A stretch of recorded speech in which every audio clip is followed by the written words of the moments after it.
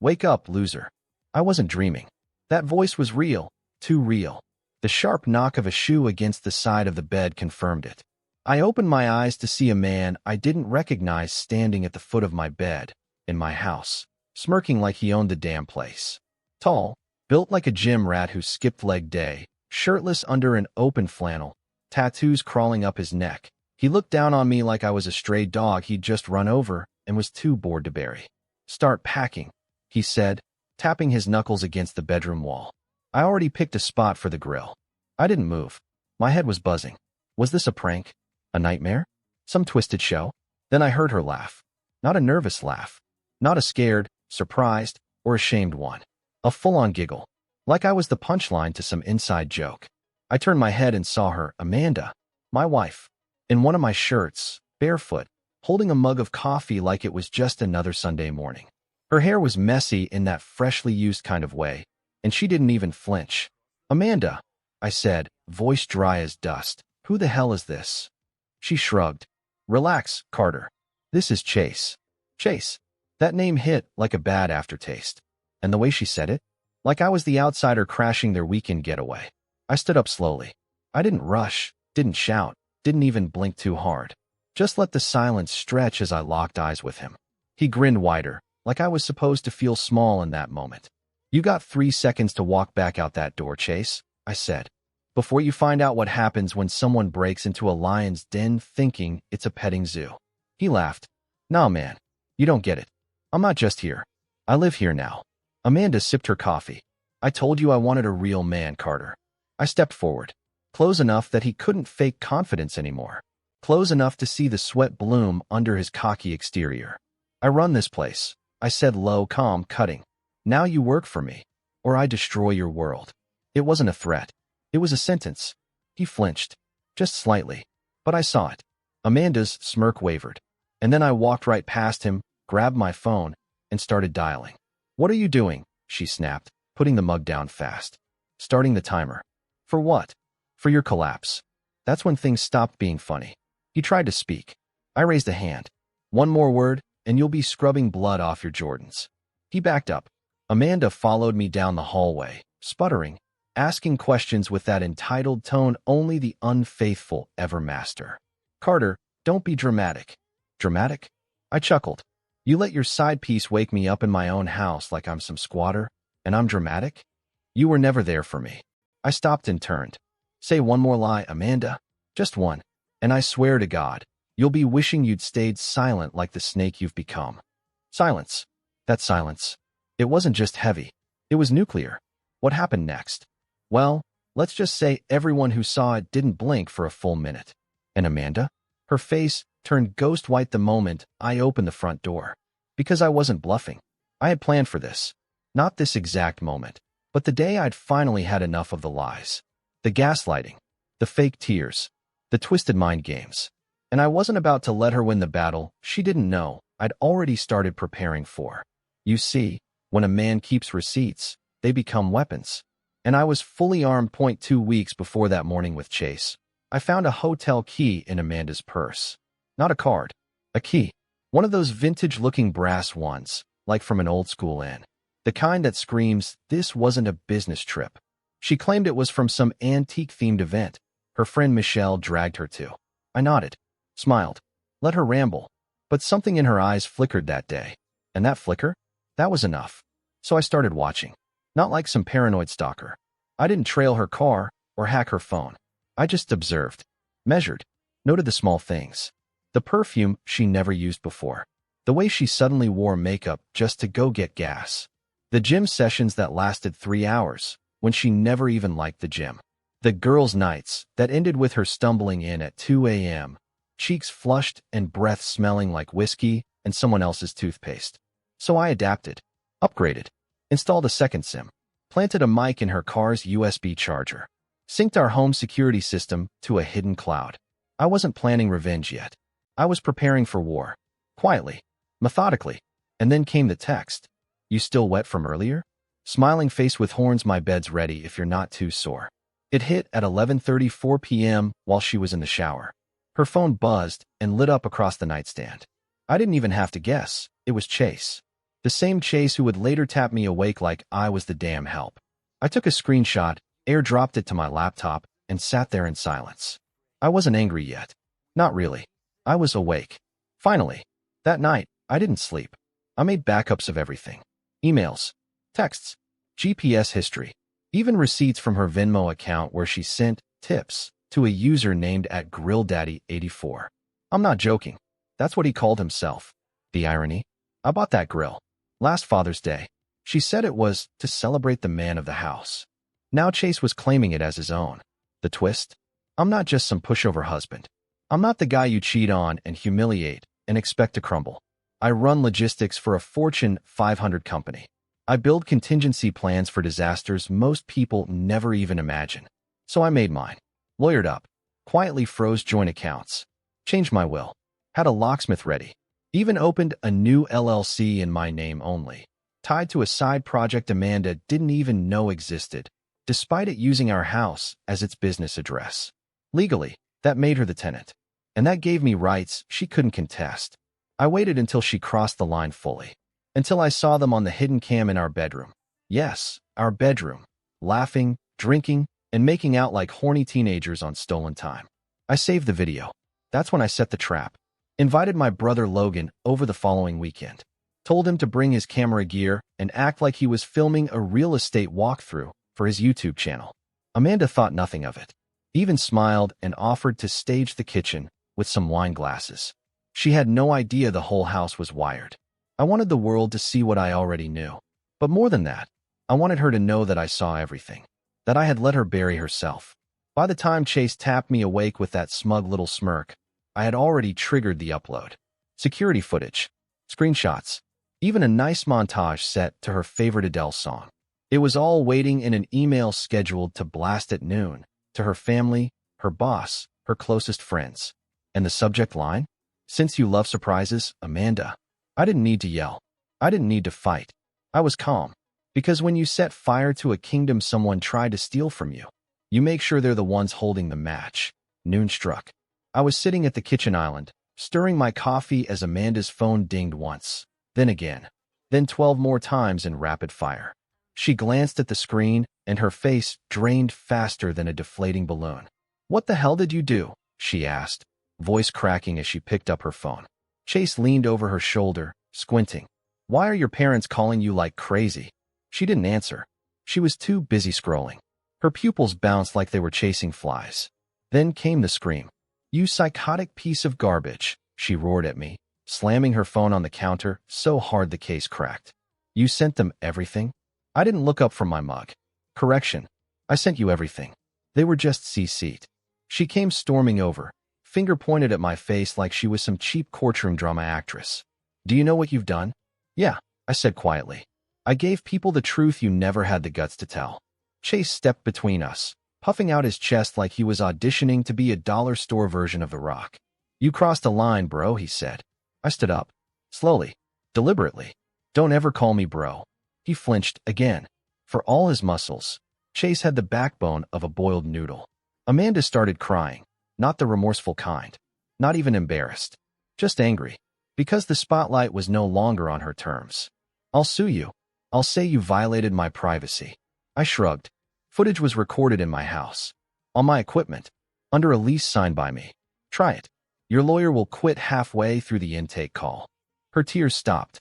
She knew I was right. And that made her even angrier. "You were never a man," she hissed. "That's why I needed someone like him." "You needed someone dumb enough not to read the fine print," I replied. Because what I hadn't mentioned yet, what neither of them realized, was that the business I registered under my name, the one tied to our home address, it wasn't just a shell. It was a full S-corp. And thanks to Amanda's little habit of using our shared Wi-Fi to send those steamy photos and transfer cash to Chase's landscaping business, the company now had solid grounds to claim fraud. I had already spoken to an attorney. If I wanted, I could sue Chase for interference, Amanda for breach of fiduciary duty, and if I was feeling generous, just blacklist them from ever opening a joint account again. I turned to Chase. "You said you picked out a spot for the grill?" He nodded slowly, confused. "Yeah, backyard, near the deck."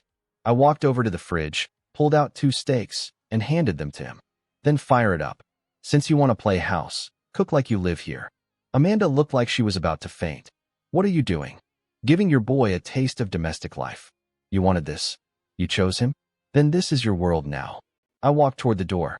She called after me. Where the hell are you going? I turned back once, just once, and locked eyes with her. To my brother's place. Where there's no cameras, no liars, no clowns pretending to be alpha. And then I left them there, in the ashes of their little fantasy, while the smell of burning steaks started creeping through the walls. They thought they broke me, but they hadn't seen me rebuild yet. Logan opened the door before I even knocked. He must have been watching the feed from my security system.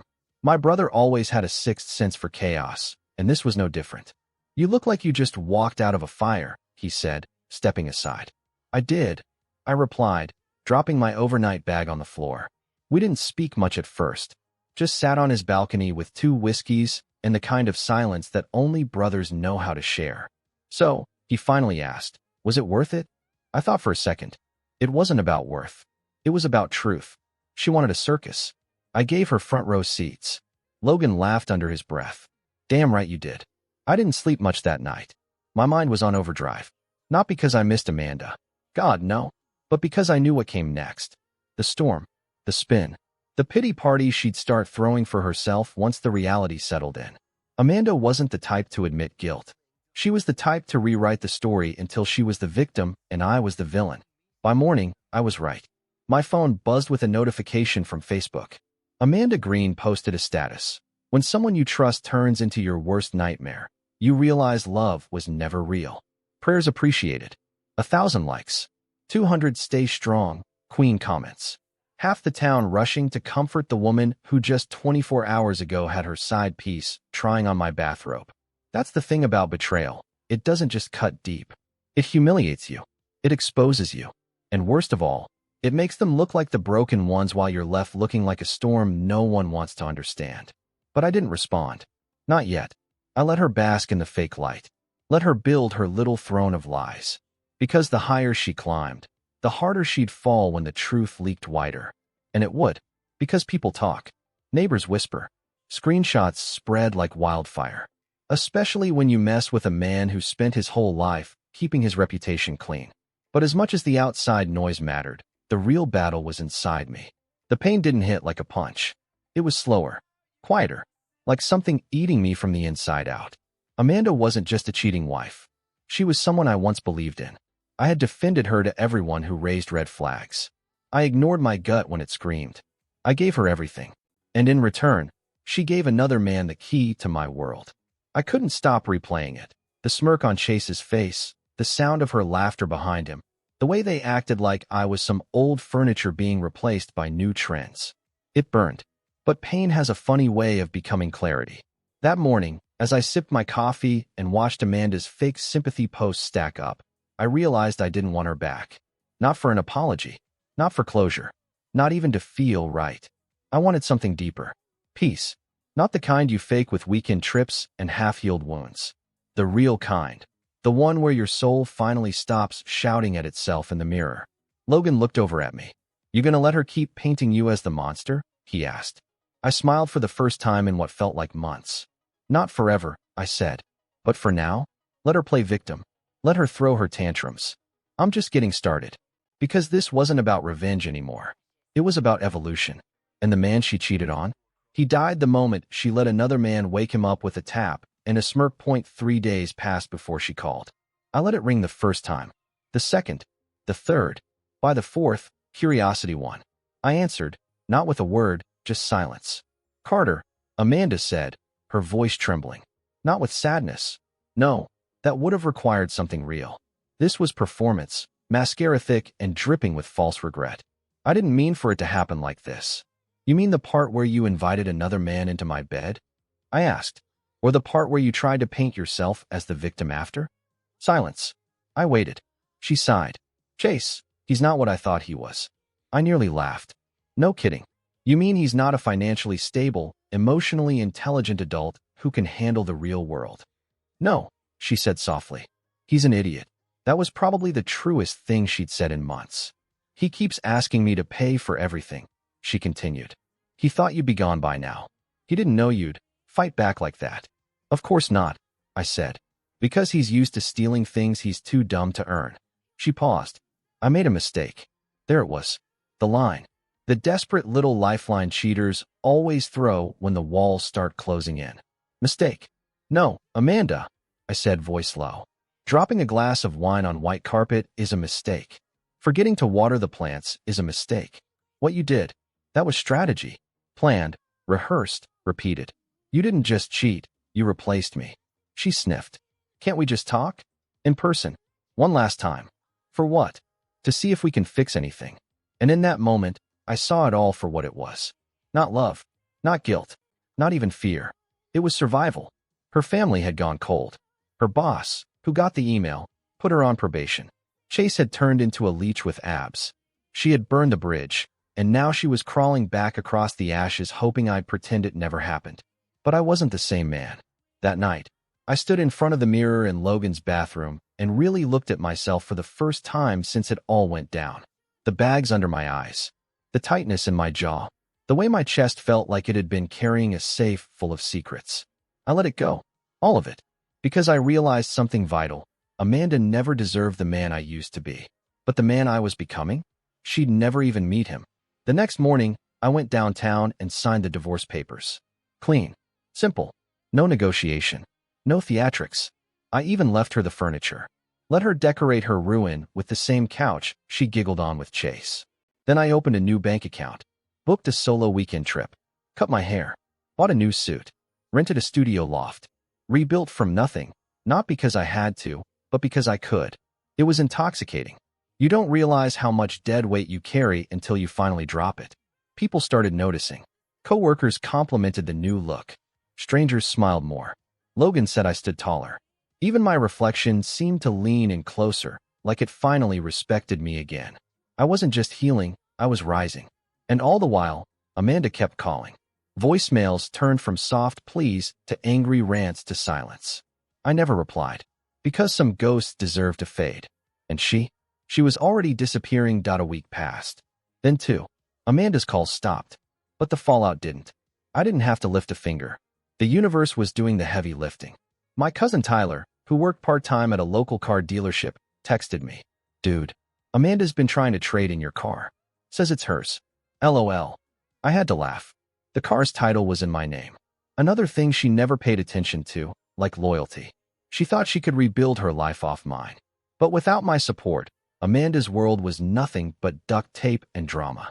Chase. Oh, Chase was already halfway out the door. A mutual friend, well, ex-friend now, saw him at a bar with another woman just 3 nights after I left. He wasn't even subtle. Amanda had given him shelter, food, money, her body, and still, he wandered. Because that's what bottom feeders do. They follow the scent of new bait. I got the footage from a buddy at the bar who worked security. Sent it to Amanda with no message. Just the video. Her reaction? 1 emoji. Broken heart. Cute. I didn't respond. By the end of the month, the image she spent years curating was shredded. Her boss cut her hours. Her friends stopped defending her. Her own sister unfollowed her on Instagram. The queen of manipulation had run out of pawns. Meanwhile, I was glowing up. I hit the gym hard. Not because I wanted a revenge body, but because it gave me focus. Every weight I lifted felt like a piece of her getting lighter on my back. Every drop of sweat rinsed her lies off my skin. I started journaling again. Cold showers. Long drives with no destination. New books. New playlists. I started sleeping through the night without checking her side of the bed. I was free. Then came the final blow. Something I hadn't even orchestrated. Amanda's dad reached out to me. He was a tough man. The kind of guy who only ever spoke in nods and disappointed looks. He called while I was having coffee with Logan. Carter, he said, I just want to say I'm sorry. I paused. Sir, I raised a daughter who thought lying was love. That's on me. I didn't know what to say. I felt a lump rise in my throat. She told us her side, he continued. But after seeing the evidence you sent, well, she's living in our guest room now. You took her in? For now? Until she figures it out. I didn't ask what figures it out meant. He sighed. You didn't deserve any of this. I cleared my throat. I appreciate that. Then he said something that shook me. If you ever find someone better, someone who knows what loyalty looks like, don't hold back just because Amanda couldn't match your standard. That stuck with me.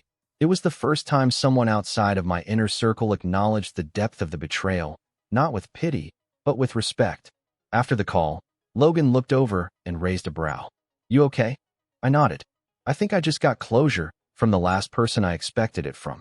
We clinked coffee mugs like they were whiskey glasses. In a strange, twisted way, Amanda had given me a gift. Not the betrayal itself, but what came after. The clarity, the strength, the rebirth. Because when someone sets fire to your life, you learn two things. What burns and what survives. And I was still standing that it was a quiet Sunday when I saw her again. I was walking out of a bookstore downtown, one I'd never been to before. The kind with creaky wood floors, jazz playing faintly in the background, and an owner who looked like he hadn't left since the 80s. I had a novel in one hand and a coffee in the other, and for the first time in months, I wasn't thinking about her. And that's when she appeared. Amanda.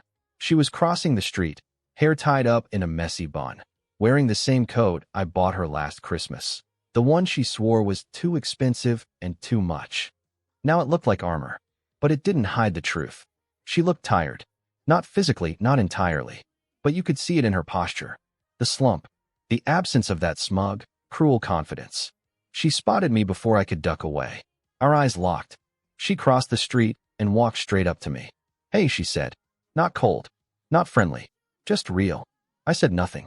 She gave a weak smile. You look different. I am. A beat of silence. I heard you finalized everything, she said. I nodded. A month ago. She looked down. Guess I deserve that. You guessed right. She swallowed hard. Can we talk? Why?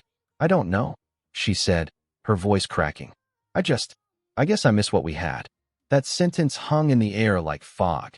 Heavy, unwanted, and impossible to ignore. What we had, I said slowly. Amanda, you set fire to what we had. Then you danced in the ashes. She flinched. Not dramatically, just enough to let me know it hit. I know, she whispered. I've been trying to figure out why I did it. Why I let it get so far. You were bored, I said. And you thought I'd never walk. You thought I'd always play the good guy while you tested the limits of how far you could push me. She didn't argue. That was the worst part. She just nodded. Chase is gone, she said after a moment. Good. He was always a temporary tattoo you mistook for a masterpiece. She chuckled softly. You always had the sharpest lines. I took a step back.